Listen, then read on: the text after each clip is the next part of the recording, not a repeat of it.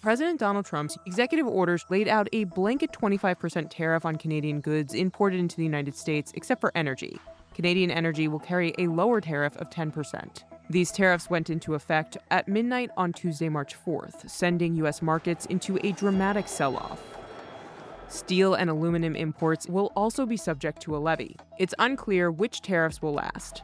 Trump has since altered, paused, or canceled some of the tariffs, but the threat of the tariffs has prompted a strong response from Canadian leadership.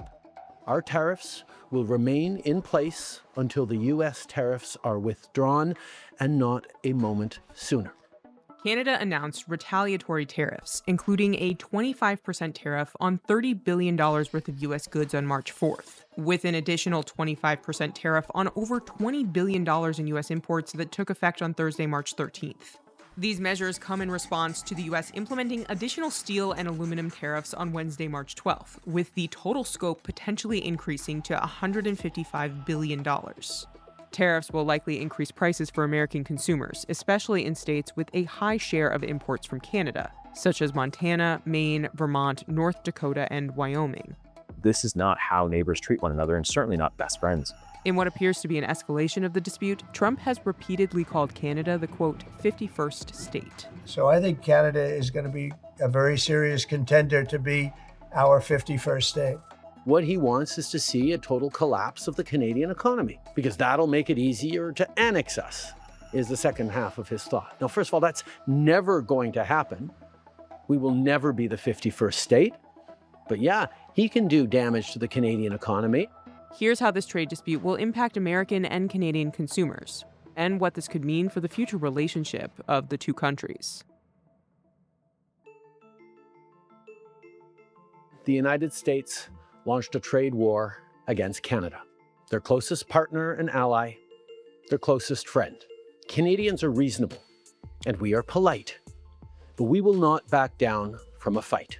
Trump has given different reasons to the media for this, even though, the official documentation is that this is an emergency related to fentanyl on the border. He's also talked about the Keystone Pipeline. He's talked about the trade imbalance. He's talked about the trade deal that we have with Canada. So it's really confusing to figure out, what is the U.S. trying to negotiate on here.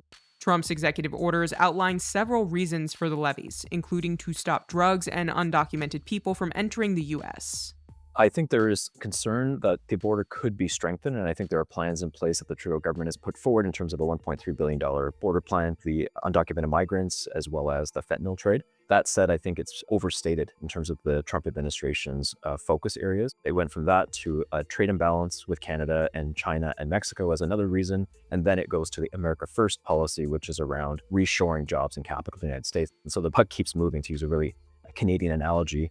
One of the big issues with the tariff threat on Canada is that the argument doesn't really apply to Canada. This is about fentanyl and illegal border crossings. That's what this emergency declaration is. That's certainly an issue broadly, but not necessarily a specific issue with Canada. We're not going to bend. We've been ripped off as a country for many, many years. We've been subjected to costs that we shouldn't be subjected to. In response to CNBC's request for comment, a White House spokesperson said President Trump will again use tariffs to level the playing field for American workers and reignite America's industrial might. Trade policy is going to change, and we are going to make it fair to Americans. I know people worry about short term, but we are going to bring jobs, trillions and trillions of dollars of production is going to come back to America, creating great jobs in America. And that's why the Americans elected Donald Trump, and he's going to deliver for them. It's what he campaigned on, wanting to raise tariffs, wanting to use tariffs for revenue. And if you're using tariffs for revenue, that precludes them from being a negotiation tool, because you have to have the tariff stay in place for it to raise revenue. You have to be able to lift the tariff for it to be a negotiating tool.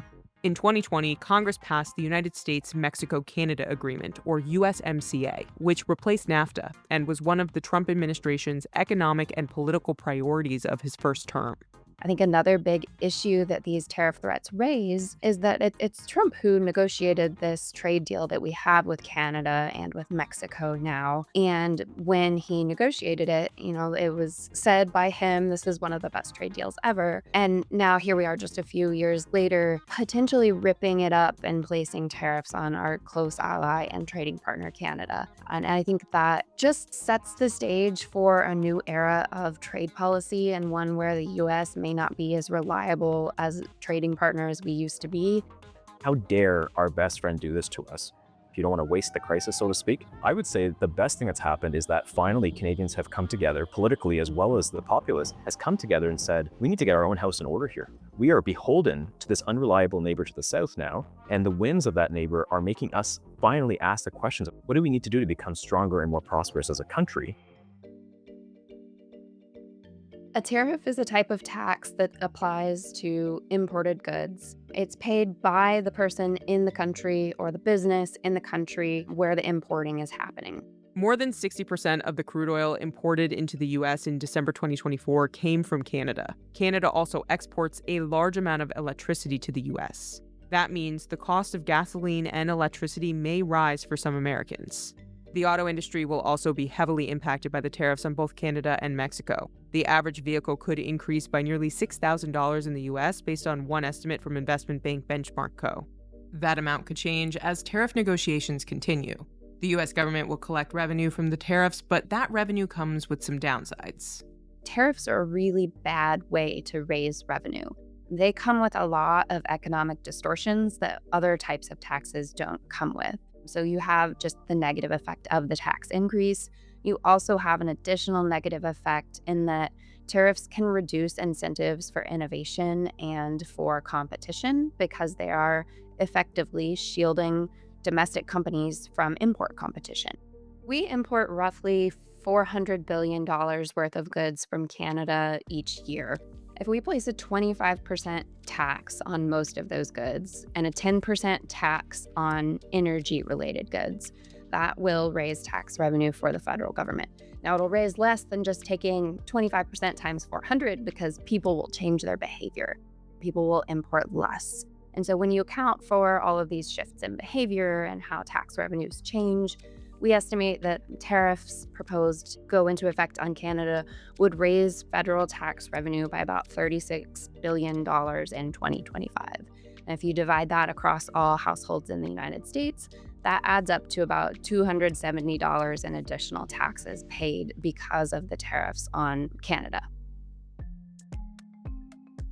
The broader global economy would also likely take a hit from these tariff measures. It is a game of chicken, but I would say that the American side has the bigger stick in this game, and that's what's being able to be driven out of this economic policy, which is really using its economic weight. The tariffs would harm all economies involved, including the U.S. economy. But if they're really steep and really broad, because Canada and Mexico, such a large share of their economy is trade with the United States, it could very well cause much more economic hurt to their countries, to businesses in their countries, than it does to the United States. It wouldn't be likely that the U.S. falls into an overall recession because of these tariffs. It could very well be the case that that could happen in Canada and Mexico.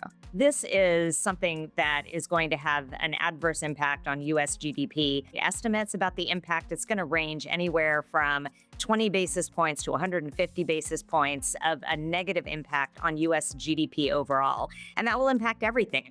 Tariffs are meant to be one-time economic shocks. This seems like one that might be more than one-off, and it may create structural change in the Canadian economy and then vice versa, potentially in the United States. The U.S. side can sustain this trade war much longer than the Canadian side can, simply because of the size of the economy. I think everyone's taking a preparatory stance and posture with what's happening in the United States. Canada and US will always be very significant trading partners, regardless of the tariff environment. The world order is being upset, though, because the two closest allies in the world, the two best friends in the world, one bigger than the other, fair enough, are in a spat. And this is not how neighbors treat one another, and certainly not best friends. And so there is going to be this restructuring of a relationship between Canada and US, but I don't think we need to disengage from the United States. I think that would be a really big mistake for Canada. But it will be a different relationship moving forward.